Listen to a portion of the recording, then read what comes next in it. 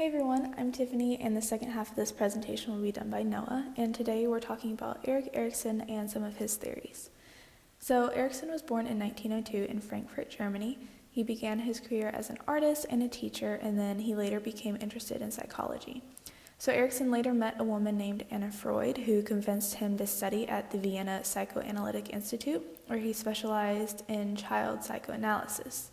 In 1933, he came to the United States and was a faculty member at Harvard University. He later transferred to Yale, where the influence of culture and society on child development struck his interest. Then, in 1950, Erikson published a book called Childhood and Society, which is now considered a classic by educators, psychologists, and sociologists. Erikson then spent the rest of his life studying developmental issues.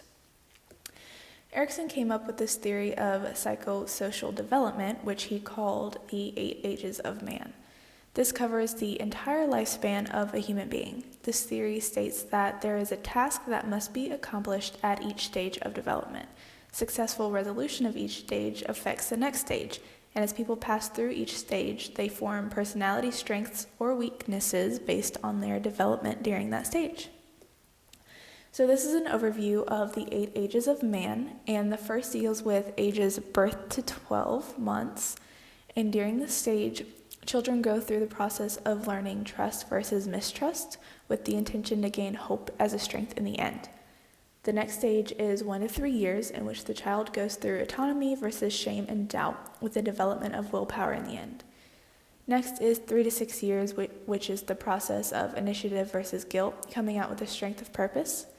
And then you have 6 to 11 years, where a child goes through industry versus inferiority and develops a sense of competence as their strength. So after those stages, it gets to a point where it doesn't look at a very specific age, but more of an age group that can span a long amount of time. So during adolescence, the person will go through identity versus role confusion, and here they learn fidelity and loyalty. During young adulthood, you push through intimacy versus isolation, and you come out with a sense of love. During your middle age, you go through generativity, which is the concern for establishing and guiding the next generation, versus a self-absorption in which you gain care. And lastly, in the old age, you go through integrity versus despair to gain wisdom in the end. Erikson also believed this ideal, in which he titled Identity Crisis, and he concluded that it is inevitable that young people experience conflict as they grow and change into adults. In the early years of life, patterns develop that regulate a person's actions and interactions for the rest of his or her life. Weaknesses can result from failure to resolve struggles during these stages. However, Erikson once wrote, there are, therefore, few frustrations in either this or the following stages which the growing child cannot endure if the frustration leads to the ever-renewed experience of greater sameness and stronger continuity of development toward a final integration of the individual life cycle with some meaningful, wider belongingness.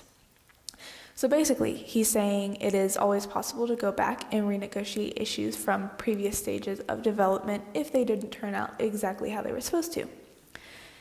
Leading off of Erikson's 8 Ages of Man theory, he came up with the windows of opportunity. So this is the first 3 stages in which the brain is the most fertile for taking in specific types of learning.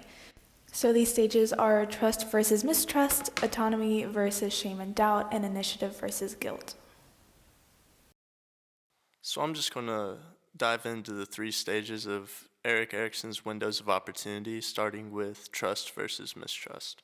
In the first year of a child's life, it's an important task to develop a sense of trust in themselves, others, and the world. There are 2 parts of trust that the child needs to develop. One is an external trust, which is the belief that their significant adults will be there to meet the baby's needs, and an internal trust, which is the belief in their own power to affect the change and cope with the variety of circumstances that could happen to them through life. Babies who successfully adapt in this stage will have strong sense that the world is good and believe that adults will be there to meet their physical needs and to guide and support them. They will also know that they have the power to engage adults through crying, smiling, or fussing.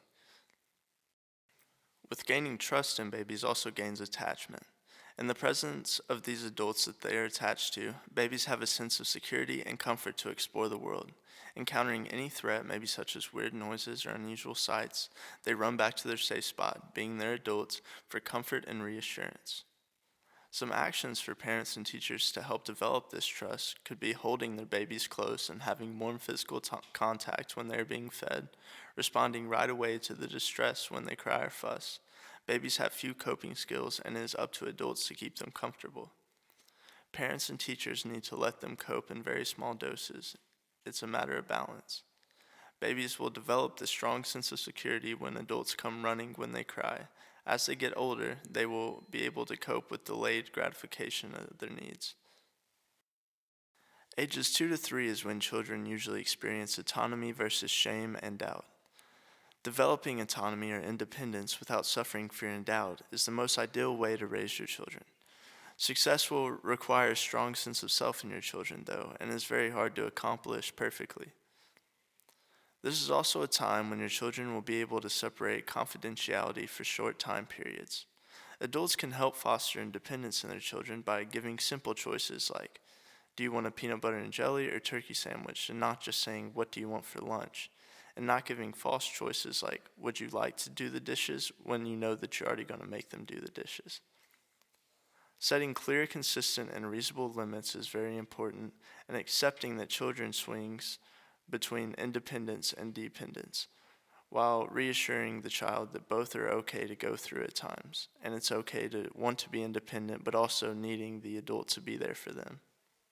Erickson says that children ages 3 through 6, but mostly 4 through 5-year-olds go through the stage initiative versus guilt.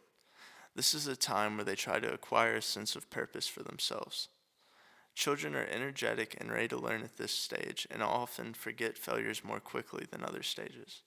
They are also more willing to listen and learn to adults and really gain a knowledge for themselves. Children who have succeeded in the second stage act less for the sake of the individual control and more to get things done. Also, children in this stage will emerge more confident and competent. They will believe they can plan and complete tasks independently and are less needing of their adult that they're attached to.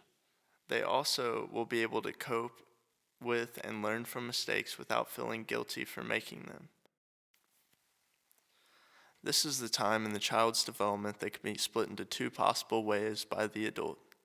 The first being human potential for glory, which is when you encourage your child to use their energy in an active and involved way which grows their confidence and competence, overall being better for the child.